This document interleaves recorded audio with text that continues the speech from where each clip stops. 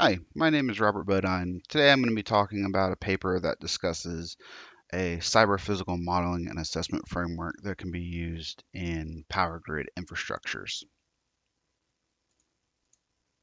I'd like to start off by acknowledging the authors of this paper and thanking them for all of the hard work that they put into this. The original date of publication of this paper is May of 2015, and then in September of 2015, it was published in the IEEE Transactions on Smart Grid. The link to this paper is listed at the bottom of this slide, but will also be available in the Piazza post as well. So let's look at a few objectives for this paper. The overall goal for the Cyber Physical Modeling and Assessment Framework, or the CPMA, is to include cyber assets and their potential vulnerabilities into operational reliability with the overall intent to increase the reliability of the grid. The use of cyber technologies has become widespread in the electric industry, and with that, provides operators with a efficient way to manage the electric grid. But with the good comes the bad, and with the introduction of these cyber technologies, you also have the introduction of new vulnerabilities that can affect the reliability of the grid. One really good example of this is the attack on the Ukrainian power grid in December of 2015. It really highlights the interconnected nature and the types of vulnerabilities that exist. So this framework proposed and tested in the paper seeks to include the cyber aspects along with the traditional physical aspects into an operational reliability and modeling and a way to obtain useful information. So this framework builds on a concept called operational reliability and operating states. And you can see the four operating states in the graphic to the right. And so a normal state is a condition where all constraints are met. And we're talking two constraints here. You have equality constraints, which is where all of your equipment and loads are in service, and inequality constraints, where all equipment is operating within defined limits. You have an alert state where your equality or inequality constraints could be violated if a contingency occurs. And think of contingencies as a loss of line, loss of a transformer, or loss of a generator.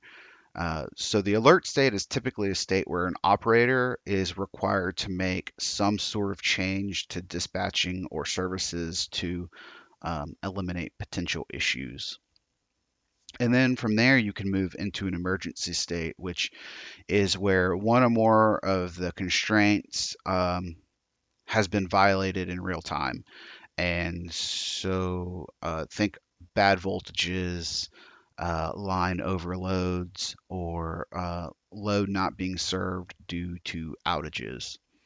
And then from there, you have the restorative state, which is really a transition from your having the violations back into a um, normal state where everything is operating within limits and everything is in service.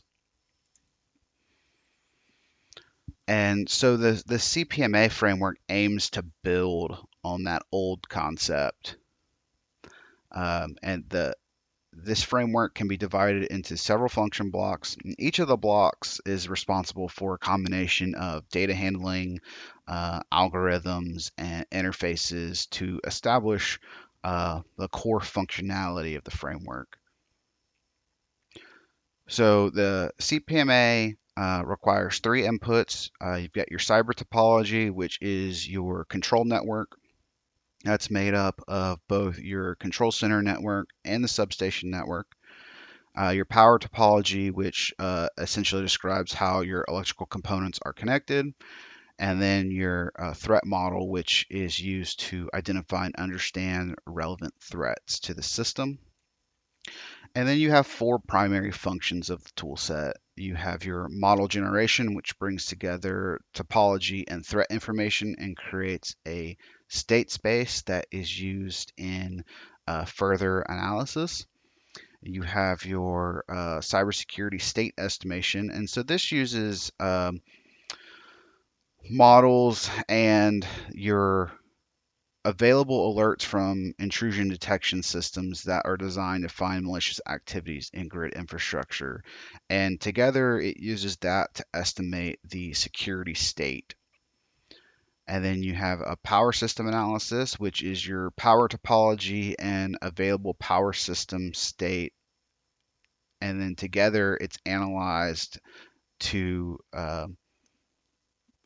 see the impact of cyber induced contingencies. And then you have a contingency analysis. And this really pulls everything together and assesses and ranks potential cyber induced contingencies. So the power system model describes how electrical components are connected, and the state describes the voltage and angle values.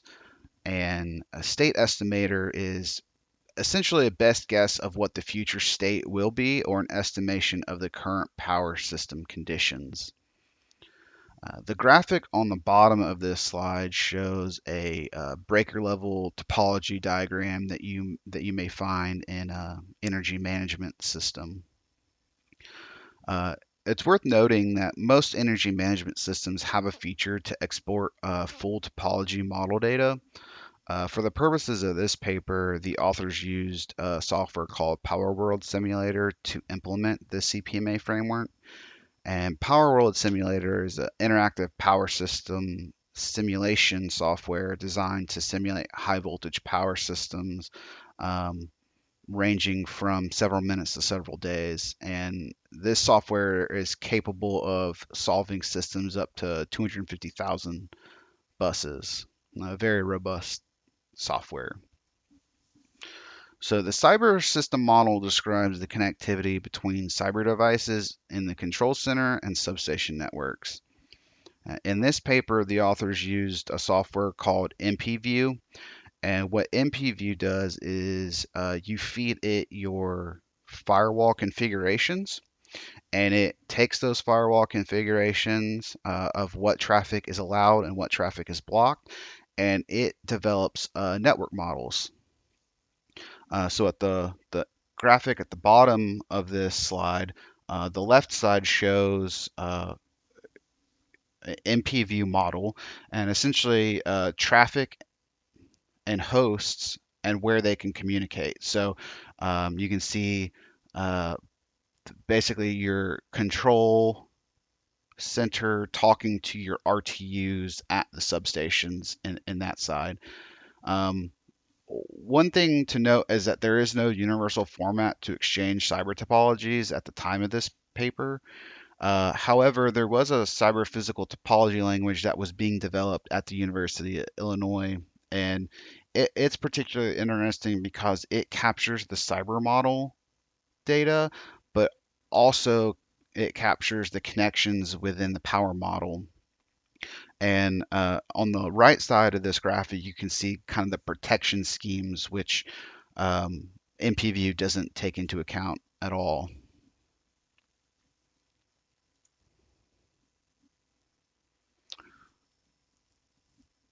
So in threat modeling and traditional threat modeling, you look for confidentiality, integrity, and availability of your assets and threats to those. Traditional CIA triangle. But in a cyber physical system, it's important to also look at your threats to integrity, availability, and the safety of your physical systems. And in addition to that, you really understand the interdependence between the threats. And so what we have here at the bottom of the slide is a sample multi-step attack that impacts the physical power system. And so let's step through this real quick. So the attacker starts outside your network and eventually breaches a public or semi-public system. This could be in a DMZ or corporate uh, environment.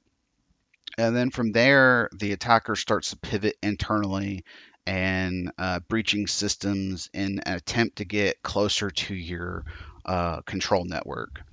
Eventually, the attacker is able to breach into the control network and continuing to penetrate systems in an attempt to get closer to your field devices.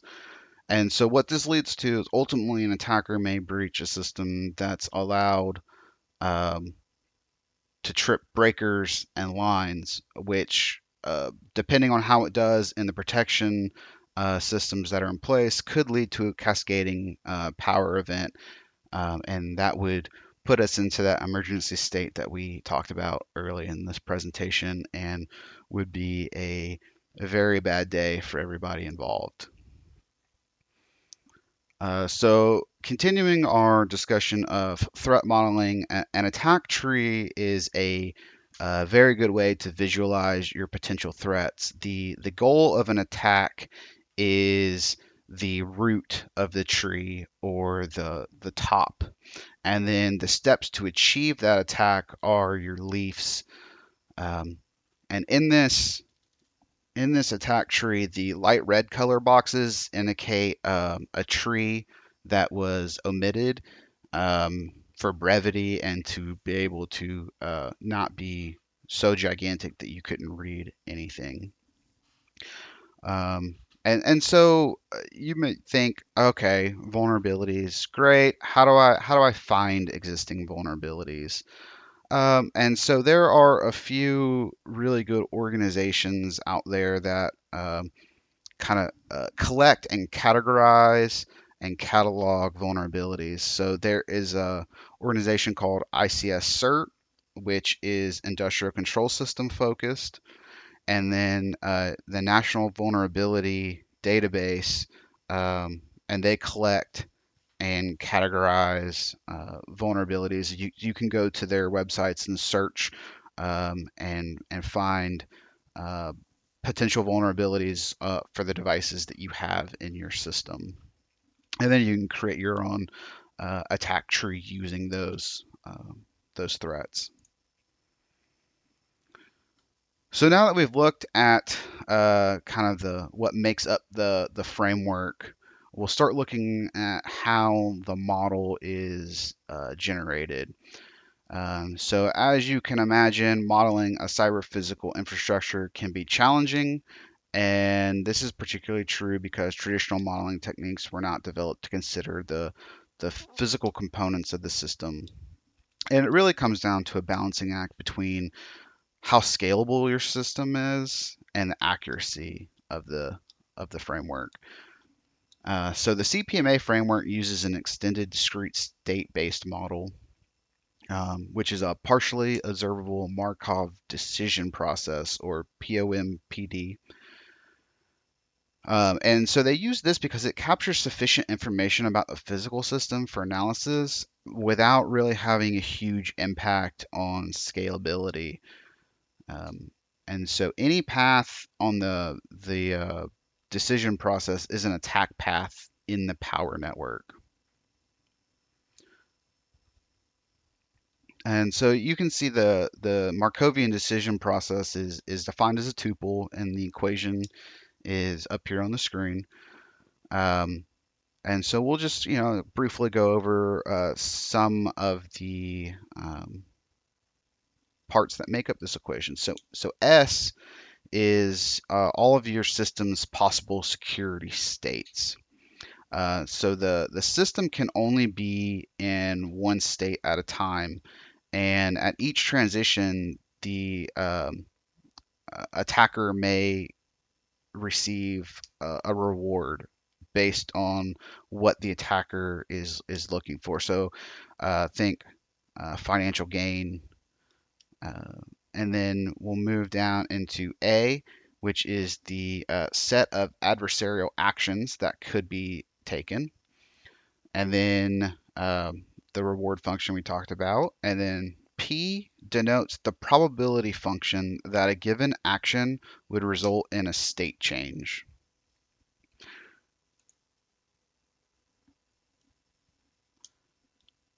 So also look at in the model generation, this framework takes into account access control policies.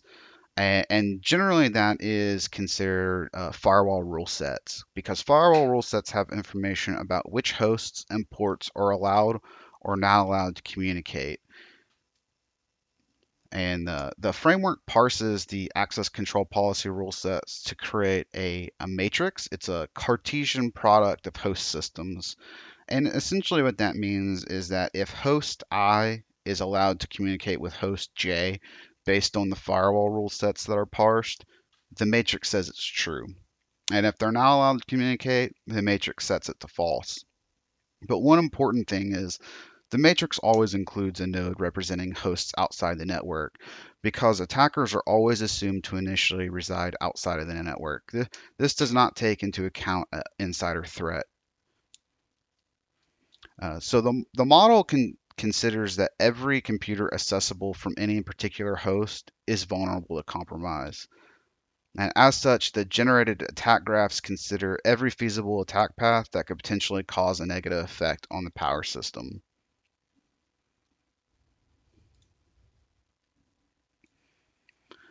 And so here's some more discrete math and complex math, and you're looking at it, probably going, what the heck is going on here? But this just describes how the analysis works in the back end. It is important to note that this can be expanded by extending the capabilities of the components. So, for example, lightning strikes that affect power lines as well as communications can be achieved if the power system model is able to simulate electromagnetic transitions, and the cyber model contains the physical connections of the communications. And at this point, you may be thinking, okay, but what does all of this really mean? So let's just look at some of the results over the next couple of slides. So in this paper, the authors focused on a cyber-induced line outage. Based on the information in the cyber and physical models, the framework was able to analyze all of their inputs and determine the three most critical attack paths. And those are visualized in the images on the screen. And more importantly, on the next slide, we'll look at these attack paths. But if you notice, path 1 and path 2 only took 3 steps. Path 3 is a little bit more complex, and we'll jump into that now. So you've got in the upper left, you've got your normal operating, your physical and cyber connections. And so path 1 and 2, you can look at your H steps and notice that there's only 3 steps to take to achieve an outage.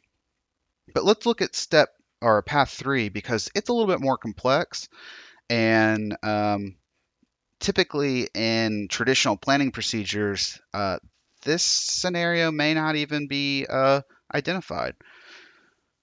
So in path 3, the adversary's path leads into the control center, but the adversary does not yet take any actions.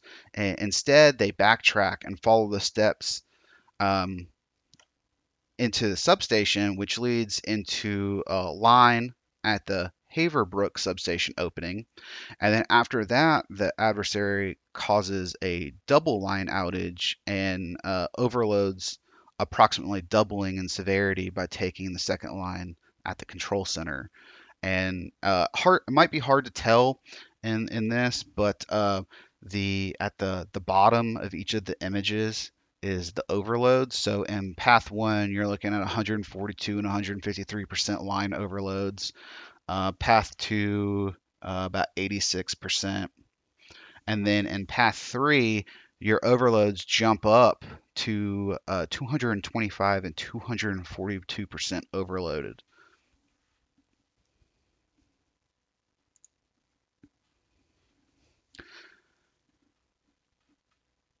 So the core analysis and model generation was implemented into a modified version of a software called Zabbix.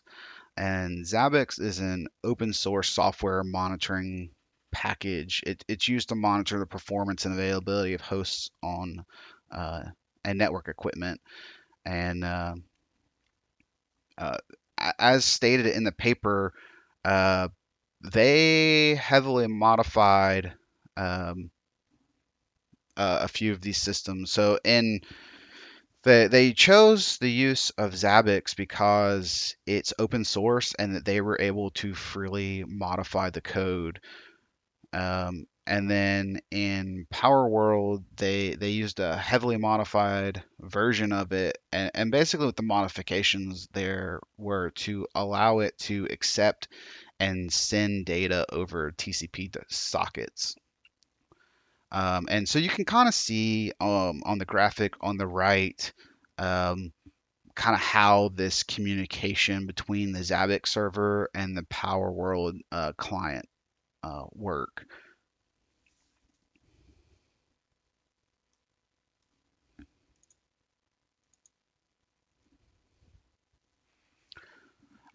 All right, so we'll look at some of the analysis and results that the team identified, and so using a mathematical finite look ahead, they produced models based on the system's current state.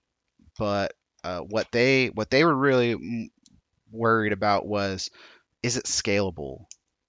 And from testing, the team concluded that a depth of 4 provided the best accuracy to time ratio, keeping the time to complete the analysis at less than 1 second, which is shown in the middle graph on the right hand side of the screen. If you jump up to a finite horizon depth of 5, which is about a little less than 10,000 states, it jumps from sub 1 second time to just under 10 seconds to complete the analysis. And so the best depth that the team found was 4 in accuracy to completion. And so the other thing that they looked at was contingency ranking results. Um, and really what they came up with was that this framework has a resiliency to uncertainty. Um, in the graph, the bottom graph on the right hand side of the screen, when the state of transitions has an uncertainty up to 0.25, the standard deviation stays fairly low. It's when it jumps up to zero point 0.3 that you've got one outlier jumping super high up to in standard deviation, but then your model kind of starts to separate. You can kind of see the standard deviation getting a little bit larger. But really, what all this shows is that the framework can be practical in a real world application.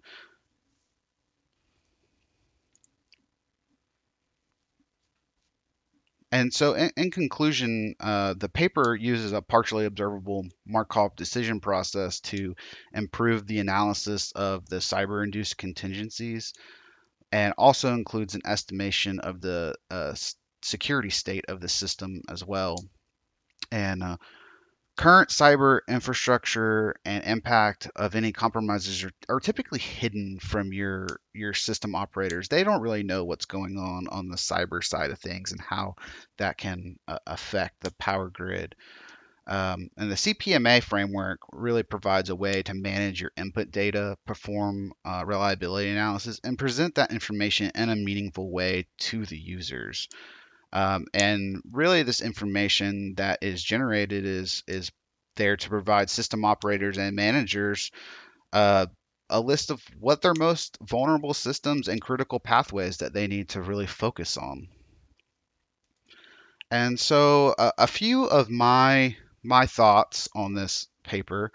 Um, they authors stated that they used modified versions of PowerWorld and Zabbix implement to implement this model. And to me, that seems like it could be a turnoff for some organizations because it means that they have to have employees that can modify this software or modify the software that they use and then support that going forward.